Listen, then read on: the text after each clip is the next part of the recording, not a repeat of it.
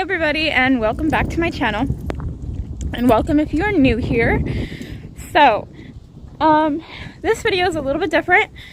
I realized owning two mares and being the only one that rides them, it can be a little tricky when they become buddy sour. Like, I don't have somebody else to jump on the other horse and work the horses together. So what I started doing is what I'm going to explain to you guys in this video and show you guys. And I'm going to show you two different scenarios of what you can do by yourself with two horses or even more. So there's going to be two different scenarios. One scenario is if you're like most people and you don't have a patience pole, all you have is a fence where you can't go completely full circle around the other horse, or say even a trailer. And the other scenario is where you have a patience pole that has a swivel on top, and the chain or rope or whatever is attached to it can go fully around it, and you can go full circle around the other horse while it's tied to that. Both horses dressed, you're obviously going to remove you and the horse you're on from that situation. So as I explained, when they are just tied to the fence or the trailer and you don't really have very much room, I'm going to use that flag. And I'm just going to go back and forth. That way the horse I'm on is constantly having to turn and move, and the horse that is tied is constantly also having to move. Right here I'm trying to spank her on the butt with the flag, make her move. And you can work up to trotting this. I think we trot a few steps here and a few steps there, but either way this is hard for the horse that you're on. Like you can see Kimani tossing her head there. She's not very good at using her shoulder and turning, so she's really having to use her shoulder and turn tight for me to get after Avalon, to get Avalon to move quicker. The whole point of this is to make them work around each other.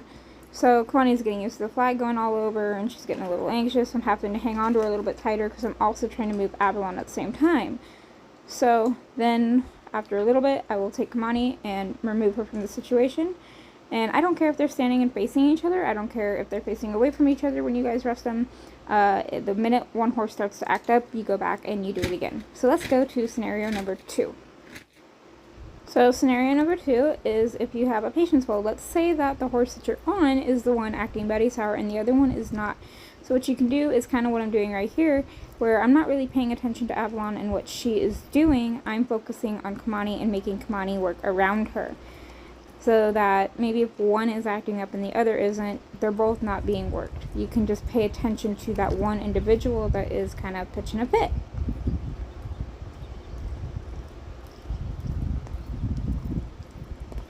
Now let's say that the horse tied up is the one pitching a fit. So that's when I'm going to pick up my flag and I'm just going to kind of chase her around a lap or two. And she gets that chain wrapped up perfectly fine. That gives me some time to work on Kimani on backing and turning quicker. So I'm going to come over here and wave the flag again and chase her over there. Move her around. And speed up.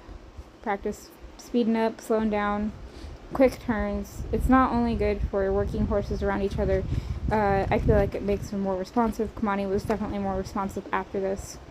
So I can kind of trot Kimani into her and have Kimani chase her. Then when she gets that chain kind of wrapped, I can back Kimani up, turn her, go back forward again, and have her move again.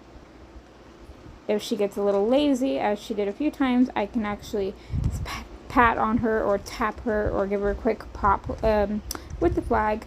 Whatever you want to call it. People call it different things, but that's why I like using a flag. And then you see here, I take Kimani away and let her rest away from her. Again, I don't care if they're facing each other or if they're turned away from each other or whatever. Now, these two did great today and didn't show any signs of being buddy sour. I've done this once or twice with them before. It's not something I do on the daily, but it does work, and it's something easy to do if you're by yourself, because you have one horse that's tied and one horse that you're on. Obviously, you can switch horses.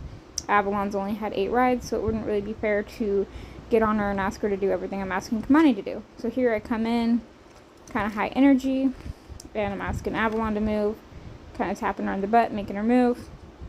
Again, that's why I like the patience pole, because you can kind of pick your pace, whereas if they're tied to a fence, you really only have so much room, and it can be a little harder to get the horses to speed up. Right there I really had to tap her with the flag. But this is just kind of what I do when I've got them and I have no help. Right there I'm actually having to wave at her eye. When I have no help, this is what I do to kind of resolve their little issues of being buddy sour, because you're working them together and resting them apart, just like any other typical way that you would do this. So I hope this helped, and I hope it was informational, and I hope that you guys use it and get somewhere with your horses. Thanks for watching.